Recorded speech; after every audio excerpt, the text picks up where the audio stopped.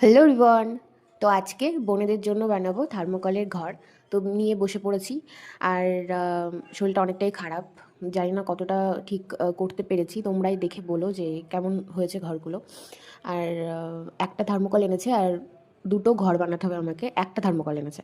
তো এটা অনেকটাই মোটা এনেছে, মানে 2 সেন্টিমিটার এনেছে। আর এইটুকু আমি এই যে কাটিংগুলো করেছি, তো এইটুকু দিয়ে মোটামুটি ঘরটা কমপ্লিট হয়েছিল, চালটা হয়নি। তারপরে আবার 1 সেন্টিমিটারে আমি আনতে বলেছিলাম দুটো, সেখানে এনেছে চারটে, মানে দুটো এক্সট্রা হয়ে গেছে। তো যাই হোক, দুটো রেখে দিয়েছিলাম আর দুটো দিয়ে আমি করেছিলাম। আর ঘরটা কতটা কি করতে পেরেছি আমি জানি না, কারণ আমার শরীরটা অনেকটাই খারাপ হয়েছিল। জ্বর, ঠান্ডা, গলার ভয়েসটাও এখন মানে শুনলেই বুঝতে পারবে যে কতটা খারাপ ছিল। তো এইটুকু করে তারপরে আমি অনেকটাই টায়ার্ড হয়ে গেছিলাম।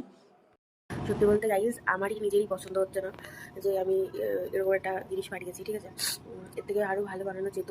এবার ব্যাপারটা হলো যে আমার নিজের শরীরটা ভালো না, হয়তো গলার ভয়েস দেখে তোমরা বুঝতে পারছো যে প্রচণ্ড ঠান্ডা লেগেছে আর গলা ব্যথা শুরু হয়ে গেছে। সকাল থেকে এখনো ভাত খাইনি, এখন বাজে হলো দুটো। তো এই একটা ঘর কমপ্লিট হলো, এখনও দরজা জানলা করবো, আর ভাবছি একটু সিঁড়ি টাইপের কিছু একটা ডিজাইন করবো। এখন আমি স্নান করবো, তারপরে খাবো, তারপরে এসে আবার করবো আরেকটা বোনের, মানে দুটো বোনের জন্য করতে হবে। এটা হলো একজনের হলো, তাও দরজা জানলা করতে হবে, আর একজনের একটা বাকি আছে। ভেবেছিলাম কালার টালার করে দেবো, বাট কোনোটাই আর টাইম নেই। হয়তো গানের আওয়াজ হয়তো শোনা যাচ্ছে না, এখন মাইকটা একটু অফ আছে। তো আমার বাড়ির সামনে একটা দিদির বিয়ে, তো ওখানেই আমাদের বাড়ির সবাই রয়েছে, শুধু আমি যাদের জন্য করে দিচ্ছি তারাও ওখানে গিয়ে বসে আছে, ঠিক আছে। শুধু আমি বাড়ি বসে বসে এটা করছি, যদিও আমি যেতাম না, কারণ শরীরটা ভালো না। গিয়ে মানে রাত্রেবেলা যাবো, সেটার ব্লগ আসবে অবশ্যই, তো সেটা তোমরা দেখতে পাবে। আর এই যে কী বলবো, এতটা মাথা যন্ত্রণা শুরু হয়ে গেছে, এবার স্নান করতে হবে, খেতে হবে, নাহলে আমি আর করতে পারবো না।